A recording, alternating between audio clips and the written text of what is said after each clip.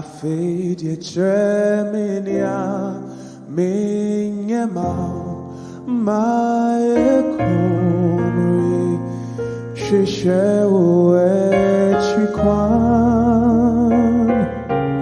semitia mitimao semi wumpa mi umao kosi se ube pwewa hinimu fisa wa ebia mami merin to me now wasi ura yesu afetifa me fa me cry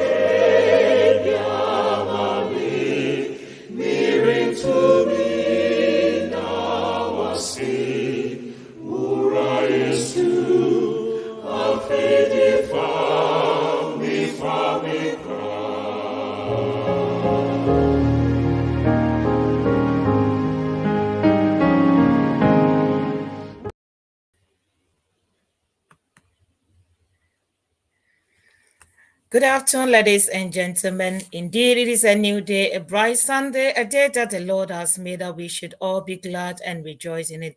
Though it doesn't look too sunny, but once it's Sunday, we take it as a bright day.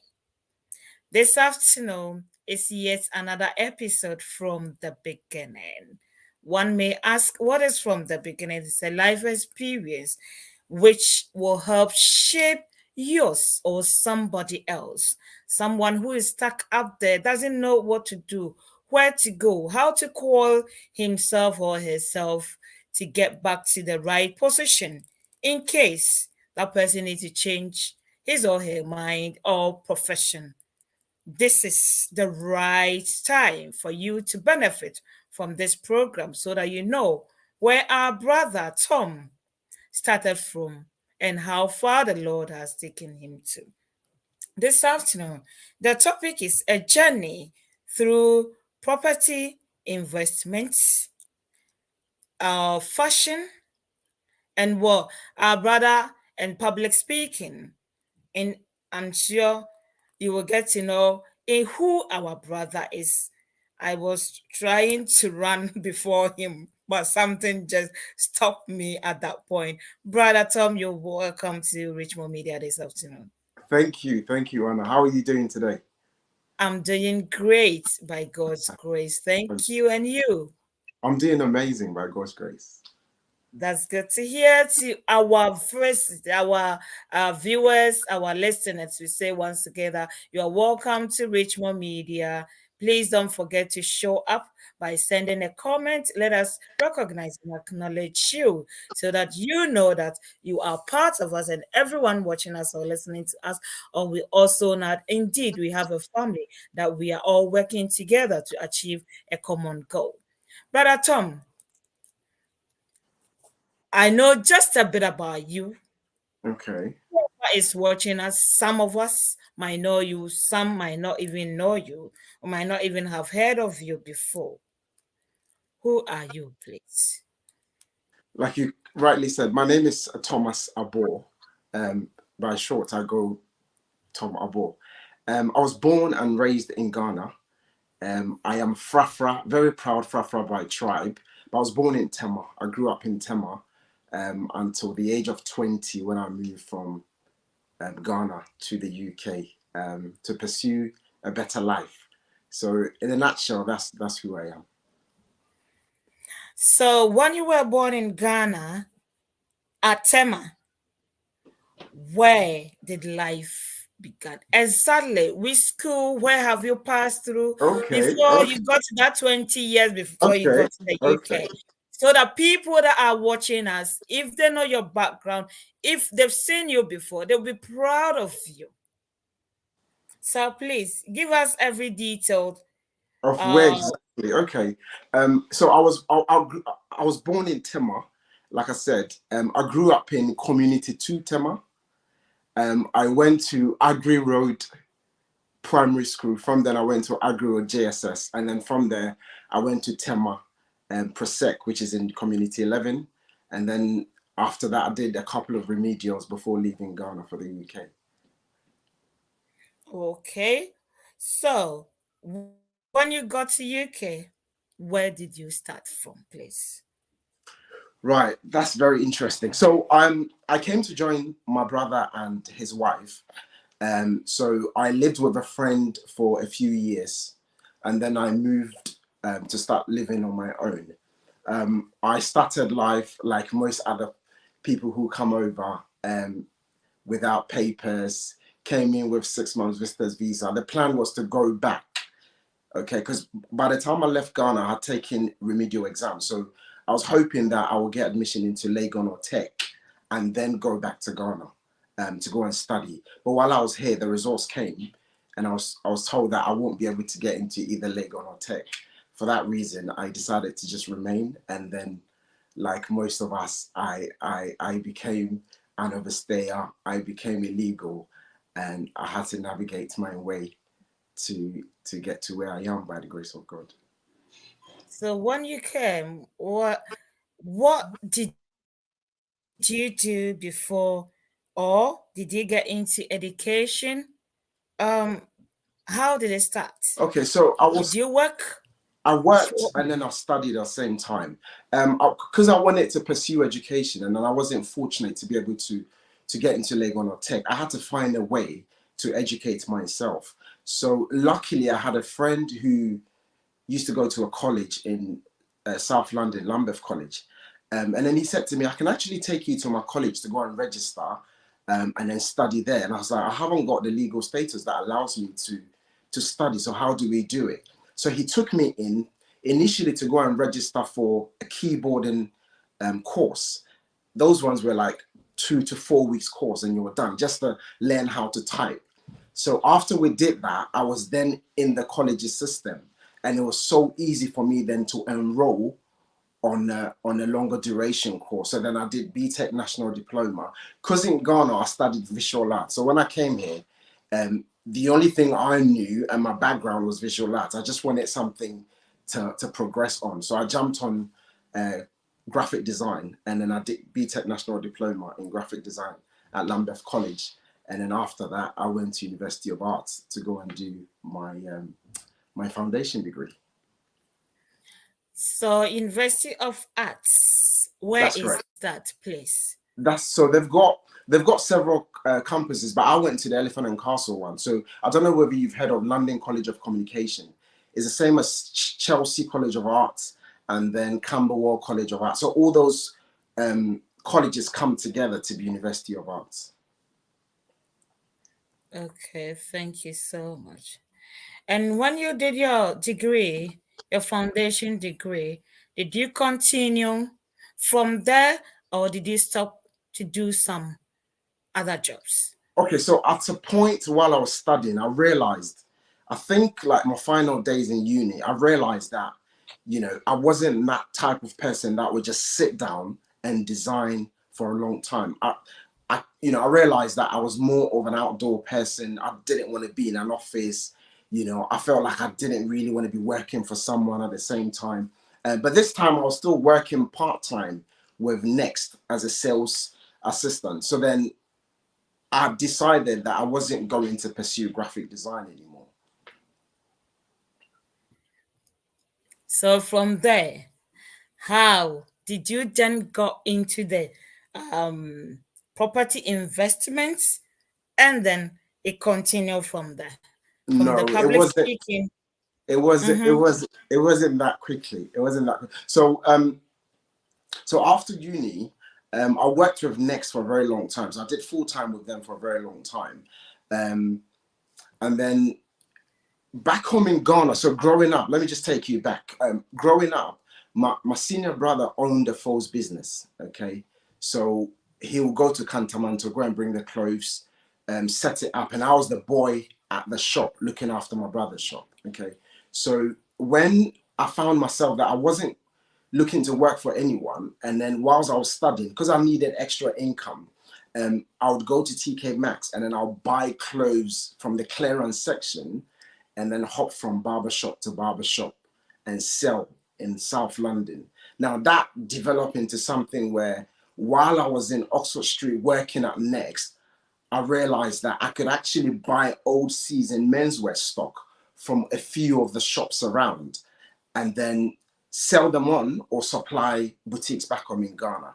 So deciding that I wasn't going to pursue graphic design, that's what I decided to do. So I would buy quite a lot of stock, old season menswear, because obviously I'm a Ghana for a long time, minim the if I should put it that way. So I would buy quite a lot, Yeah. and then I'll hop from barbershop to barbershop, from Kennington all the way from to Thamesmead. Every single barbershop knew me. So I'll go there and I'll sell them my menswear, and then I'll supply some boutiques back home as well in Ghana. Now that you have taken me back to Ghana, let me Yes. ask you one funny question. How was life like when you were in Ghana? Was it that smooth? Okay, so How was it? I, I, I come from a very wonderful family. Um, so I wouldn't say we were rich. I didn't grow up in a rich home. However, I also didn't grow up in a poor home. My dad made sure that we had every necessary thing that we needed. So but then again, I wouldn't say that I grew up in a mansion or I grew up in a massive house or we had a car. We didn't have any of those luxuries. However, basic things like education, food, shelter, instilling discipline in children, instilling, values in us. My dad gave us all of that. So someone would define wealth and riches to be that, and if that's what we're talking about, then I've got that because I've got that from my dad. But in terms of material things, we didn't have all of it, but we had the basic necessities. Thank you so much, brother. So when you opened the boutique back home, that you were not present there, how was it functioning? So the boutique wasn't my boutique. The boutique was my older brother's boutique.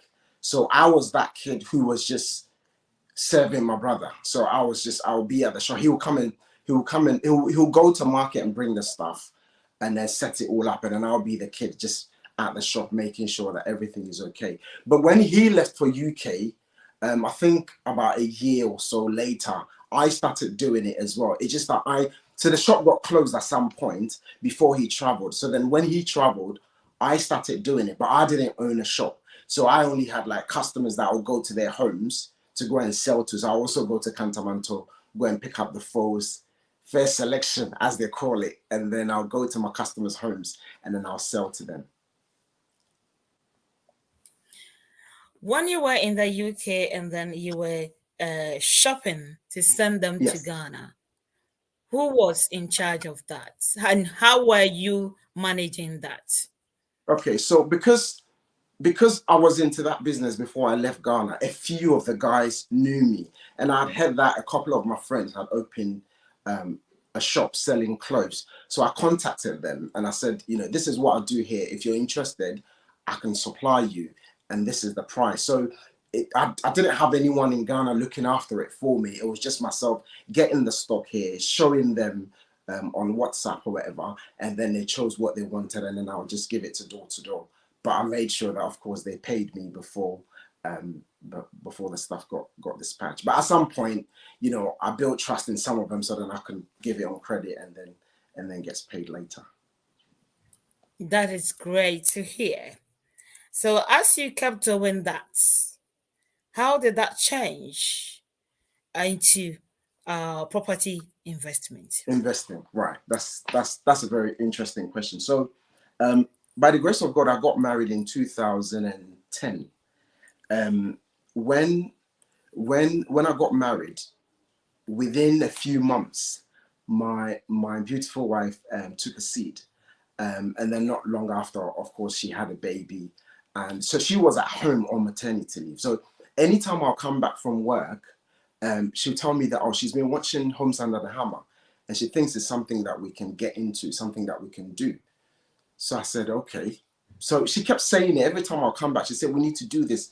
It's so good. We can make a lot of money from it. And I said, okay. So one time, um, my I had an issue at work where Next had to lay me off, so I couldn't work anymore.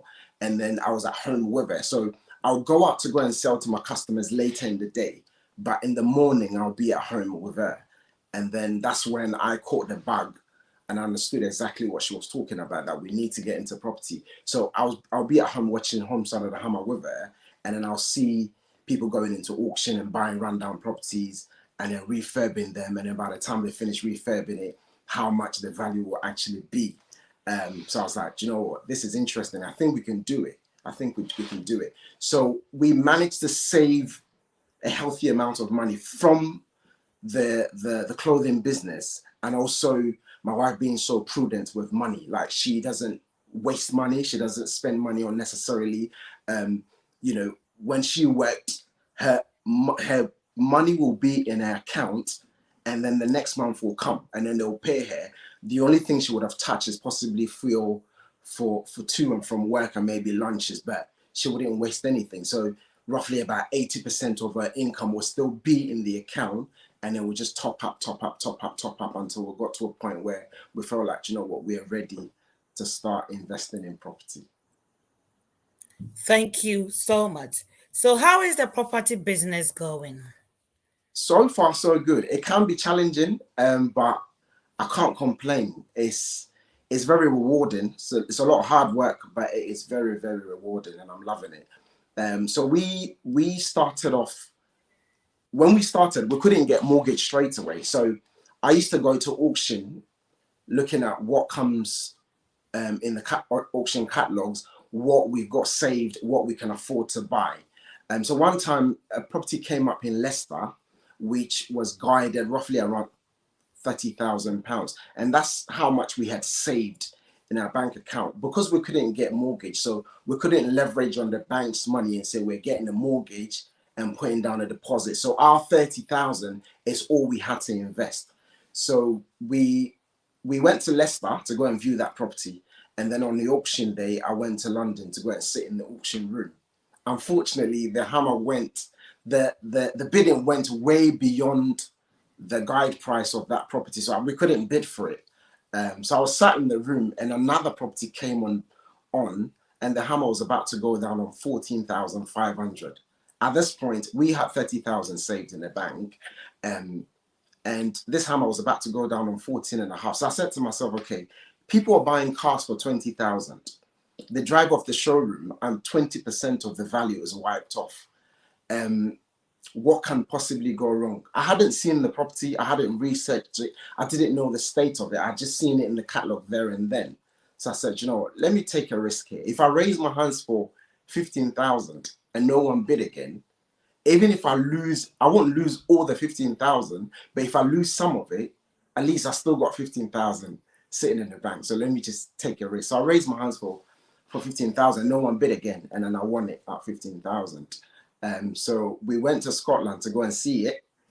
It wasn't falling apart. It was an all right property, but it just needed a bit of work doing to it. So we came back, then I got a builder from London, and then we drove to Scotland to go and do the work. We didn't finish because he had taken holidays. So we did it for 2 weeks, then we had to come back and then wait for him to get another holiday. Then we drove back and then finished the refurb. When we were done, we handed it over to an estate agent to rent it out, and then hopefully it starts producing some cash flow for us.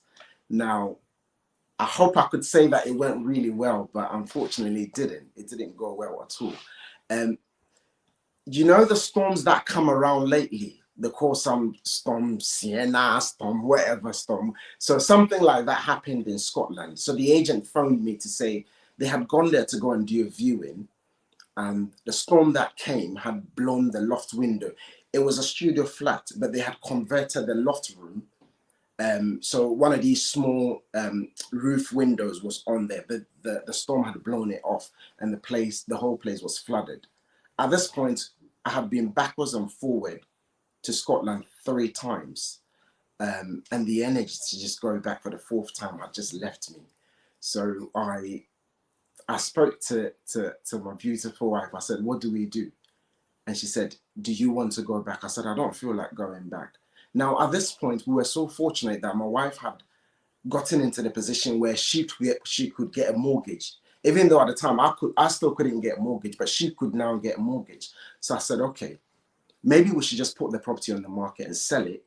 And then whatever we're able to raise from that, we use it as a down payment for our home. Because at this point, we lived in London. We had our 2 boys. My wife was expecting our 3rd child, the girl, and we lived in someone else's council flat, 3rd floor, no lift, with all 4 of us expecting a 5th member of the family. So I said, I think maybe it makes sense to just count our losses, and because selling it in that state, we weren't going to make profit on it. So we said maybe we should just sell it and then count our losses, but then name it our education project, and then take the money and then find somewhere that we can afford, and then buy and settle the family. So that's exactly what we did. We sold the property, and then we lost £7,000. So we bought it for 15,000 after all the refurb cost, legals, and all of that. When we sold it, we had lost roughly around £7,000. But we took the hit, and then we started looking, okay, how can we acquire property for us to live in? So my wife got assessed, and then the most she could borrow at the time, plus our deposit, would have been 280,000. Now, living in London then, you couldn't buy a decent family home for that sort of money. This was in late 2015. You couldn't buy, a family home. You could be lucky to get like a flat or a studio flat, 1 bed or 2 bed, or even a studio flat for that sort of money. But a house you couldn't do. So we decided that maybe we should just look away from London. Where can we afford with our budget of 280,000 at the time? So we came to Kent, which is where I met you, Hannah. We came to Kent, and we started looking at Medway, the whole of the Medway town. So Rochester, Gillingham, Strood, Chatham, Raynham. Then we came to Maidstone. The moment we got to Maidstone, we both fell in love with Maidstone, and we decided to move to Maidstone. Now, at this point, because we had watched a lot of Homes Under the Hammer, there was a bit of education, not a lot of education, but a bit of education. I knew that to make money from property, it would mean that you have to buy it below the market value. And buying it below market value simply means that you're buying it less than how much it would have been worth if it was not done up really nicely. So on a street, maybe if a property done up to a top-notch condition is worth 300,000, you're buying your one for, let's say, about 250, but you need to spend about 15 to 20,000 pounds to bring it to the same standard. Now, if you're able to achieve that, then it means straight away, if you bought it for 250 and you spent 20 grand, you've actually created money of 30,000 pounds for yourself. So that's what we decided to do. So we started looking at things that we can do up to increase the value. And then when we found this our home, we bought that. Yeah, we bought that for 268,000. We spent roughly about 12,000 to refurb it, to bring it to a really nice standard. We got we got help from friends and family, and then we brought it to a very decent condition. So by the time we we're all done, it was 280,000 spent, and then the agent came to value it for 325. So yes, we had lost 7,000 in Scotland, but we had come to create 40 to 45,000 pounds by just buying and doing up in Maidstone.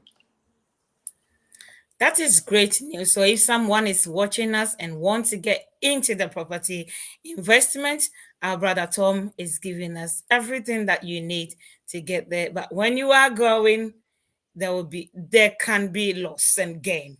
Whichever way, you have to be strong. I know you do some rentals. How is that, please? Um, Single lets.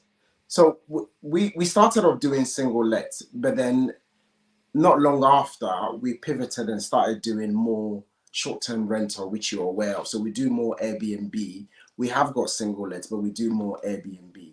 The Airbnbs are seasonal. So summer months you get very busy, but then your winter months, like let's say November through to somewhere like February, early March, can be quiet, and then it picks up again. But we've got only one property that's a single let. Those tenants are amazing. They've been there since 2019, and yeah, they've become more like family now.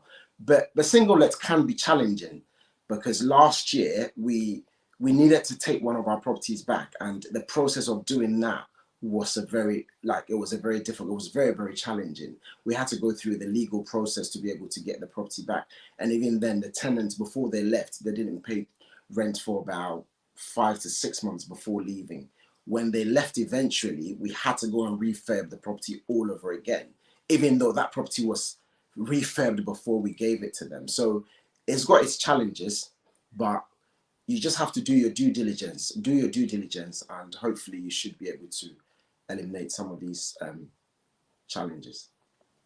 So if you are watching us and you want Airbnb within Kent, by the end of the program, our brother will put the contacts on that you'll be able to contact him in case of emergency or on a plan basis.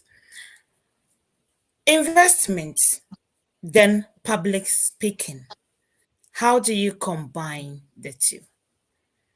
Okay, so public speaking has become like a side hustle. Basically, a very good friend of mine got married.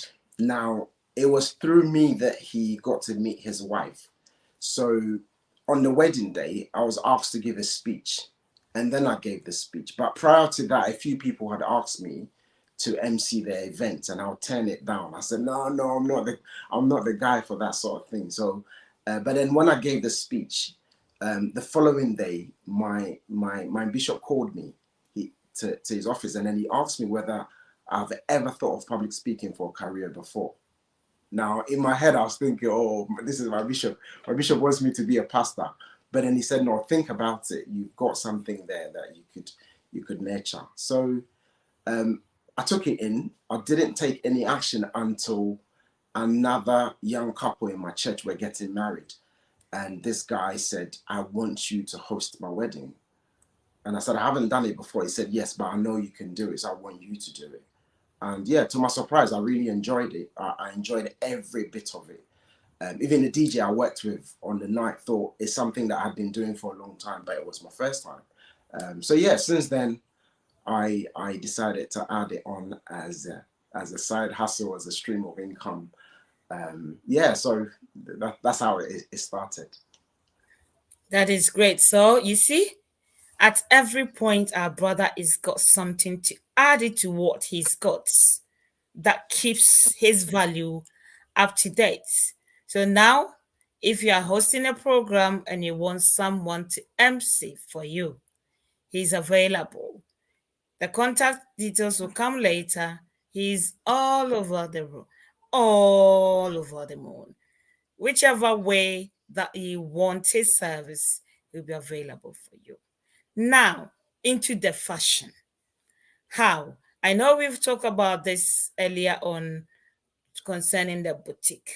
Have you got any different idea of how uh, your fashion system is in a different context, or is it the same way that you did explain to us? Okay, so since COVID hit, my supply sort of kind of dwindled. So since 2020, or since 2021, I haven't really been active in the menswear space. However, I've got the customer base. I've got a relationship with all my customers. So the plan is to eventually come back into it. But currently, I'm just focused on the public speaking and the property business. But then the plan is to eventually come back into menswear. I just need to structure it well, and then come back differently from how I used to do it. So, fashion, I'm much concerned about it.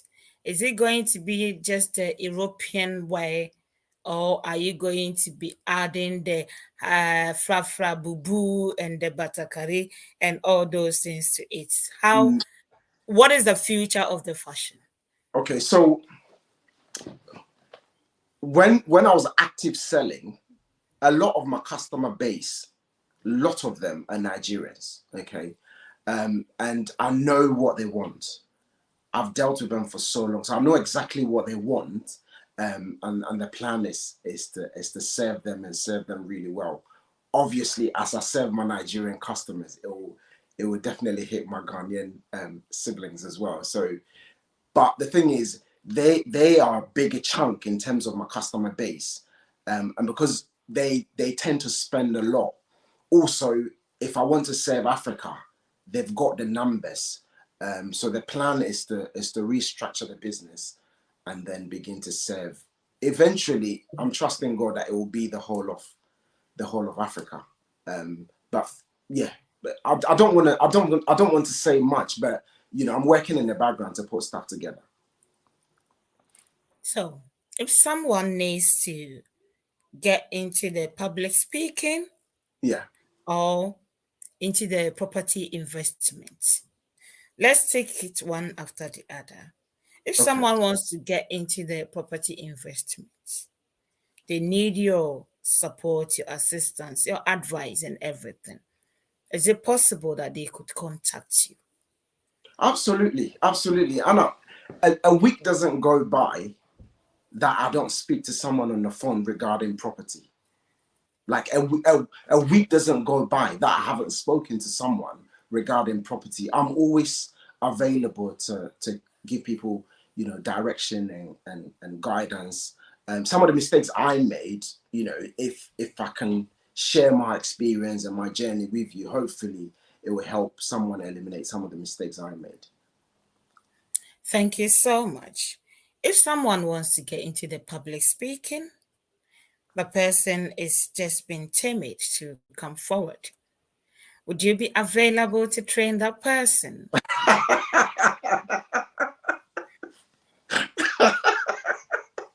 Right. I mean, if anyone wants to get into public speaking, we can speak. We can talk. We can talk and see where because you've got to enjoy it. You've got to want to do it. Does that make sense? So I can have a conversation and then see where we go from there. But yeah, I'm always available to help. That is great. In this season, Mhm. COVID, as you mentioned it earlier on, has come to stay, not to live. Sometimes it will just go up, the number will increase, it comes down. At the moment, it's just like we all have to be alert because of the season that we are in. So, has it affected? I know you said even for the property, it just within this season is a bit quiet until possibly first, second week of March. With the public speaking, do you think the COVID situation has affected it, or how has it improved it? I wouldn't say COVID has affected it.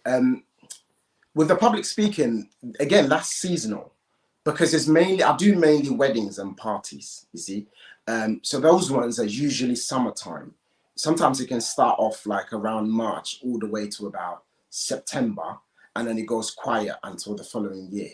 So that is seasonal. So I wouldn't say COVID has affected it. If someone wants to marry, it would, if anything, would have been when we had a lockdown that people couldn't do a lot of social activities, as you're aware. But ever since then, I've been consistent in terms of getting jobs. Some years I'll get a lot more bookings than others, but it's seasonal. Between March and September, there's always bookings coming in.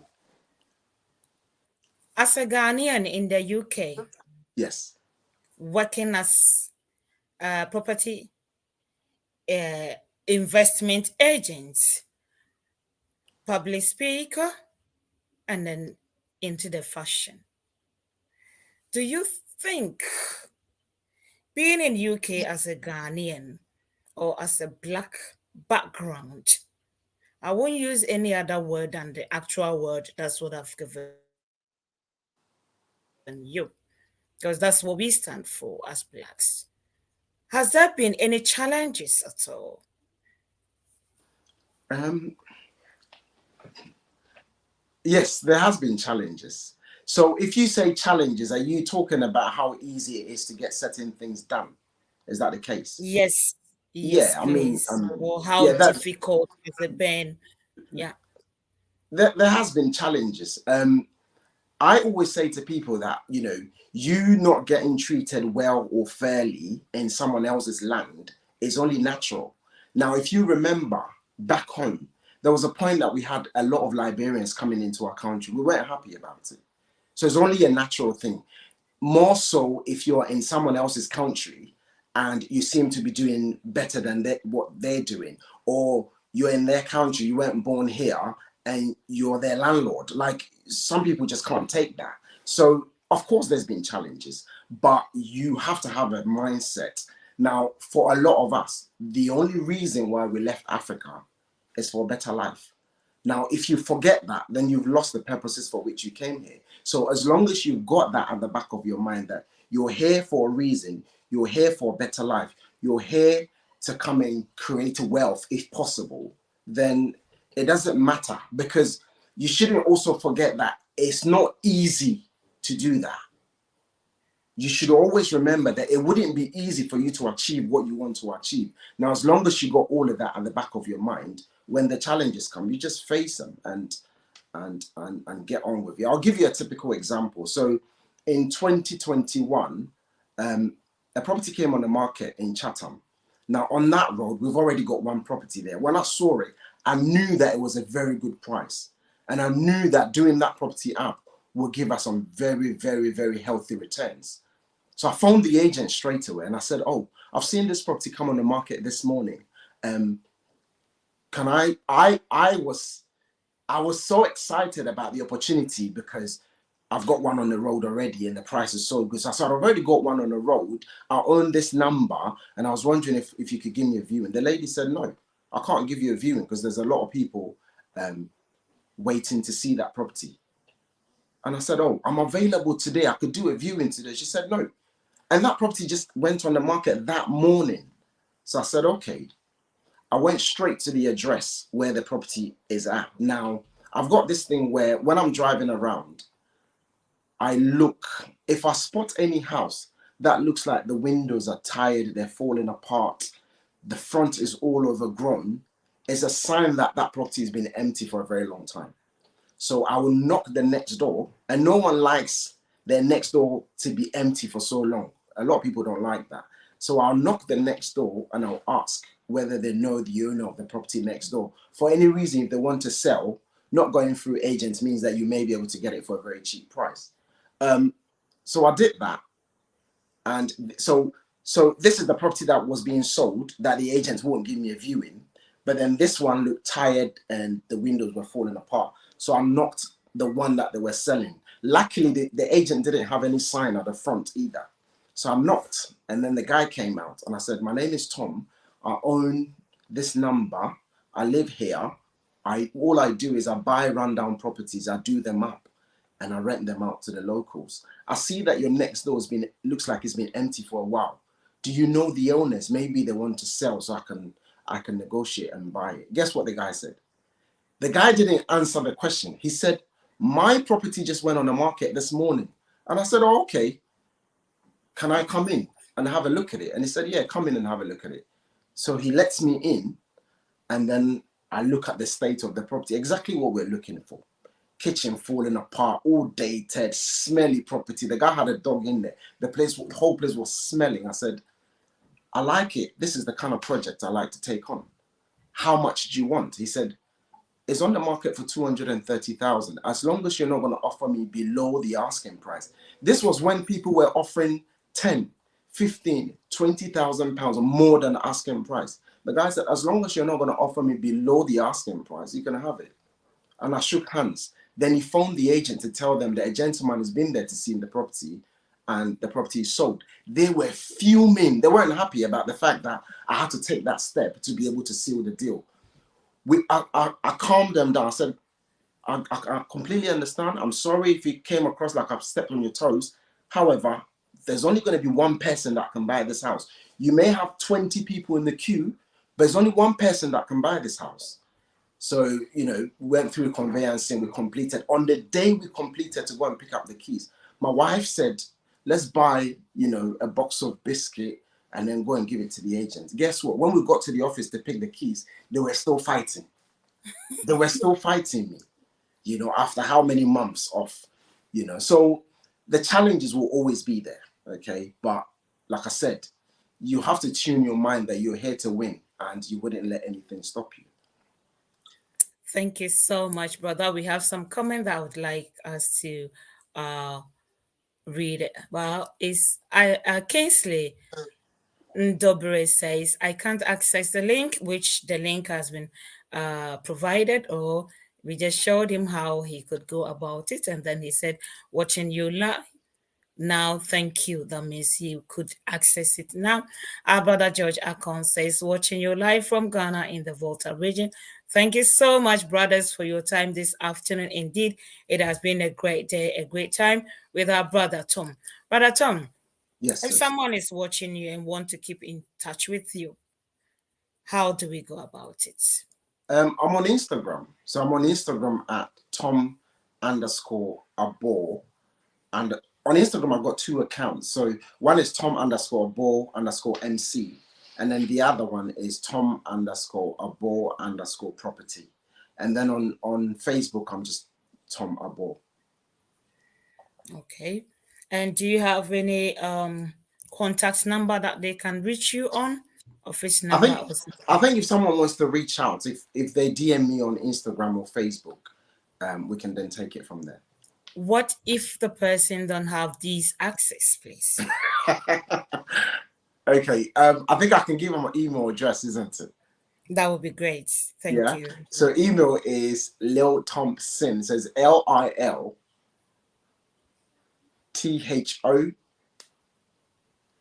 M for Mike, P for Papa, S for Sierra, I for Indigo, N for November at yahoo.com.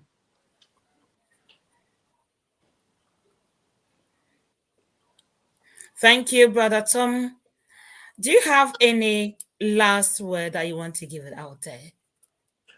I think I touched on this earlier, but I will repeat it. That for me, I feel like I can be some sort of inspiration to a lot of us who have moved from Ghana to this country for a better life. And I'd like to remind everyone that there's a reason why we've left our home country, the comfort of our homes, into this country. There's a reason why. And every single day when we wake up, we need to remind ourselves of that reason. Also, as we're pursuing success and wealth in this country, we should also remember that our continent is our responsibility. And every single one of us should know that at some point, we have to. Whether, I know that we all come here and we all are in this country at different times. So some people have been there. I've been here 20 years. Someone literally just came. Someone has been here 5 years. But my message is that you should always know that Africa is your responsibility. So whether you've been here a day or two, whatever you do, consciously know that Africa is your responsibility. So you do things to contribute to the building of the continent. Like you're wearing African print today. That is a way of you contributing to our continent.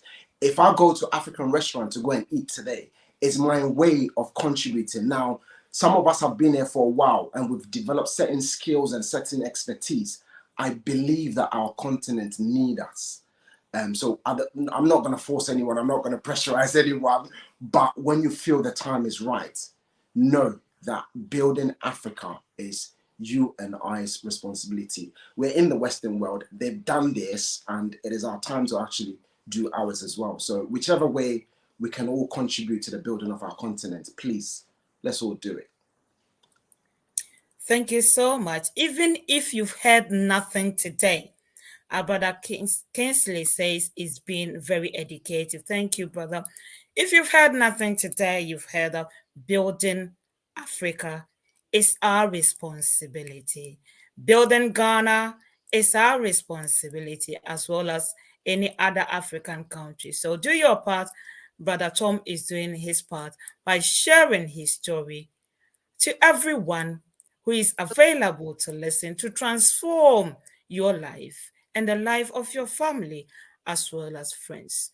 Why don't you invite your friends each and every week, the same time, to Richmond Media platform from the beginning, which is 4 to 5 UK time, and wherever you are, you can convert it. Today, our brother has given us his time. He could be speaking at an occasion. He could be directing a customer to a property that is available. Or he could be in the fashion industry, selling over there. But he has put everything aside to spend time with us this afternoon. Brother Tom, it's been a great time having you here this afternoon. And I'm very sure that as the time goes by, we will definitely get you back again at some point within the year or some time to come. We have one other comment from Kezia Amwa says, bravo, bro. Pauline Abo, watching you live from Ghana. Thank you, Sister Pauline. Is that your sister?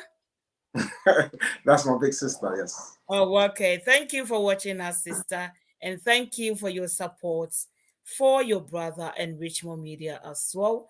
Brother, it's a great time. The same time again, my name is Hanna Bimah from the beginning, coming right to your doorsteps at Richmond Media. Until then, it is bye-bye for now. Thank you very much, Hannah, for having me. You're welcome. Bye-bye.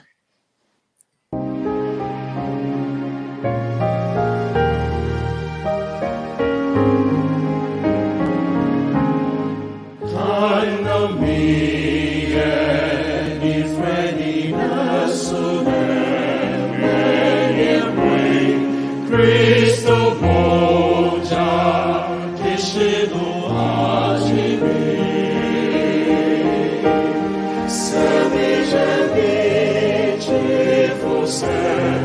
você levoja no sul, na moja refrina com sinoa,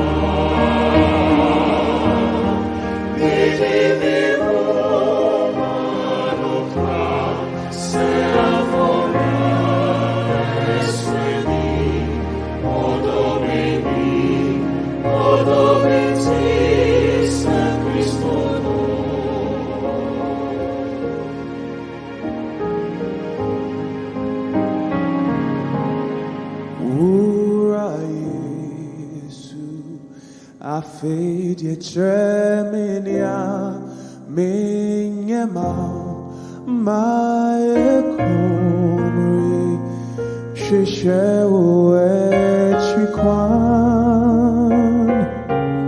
semitia mitimau semi wumpami mau kosi sewu bepuewa Hinimu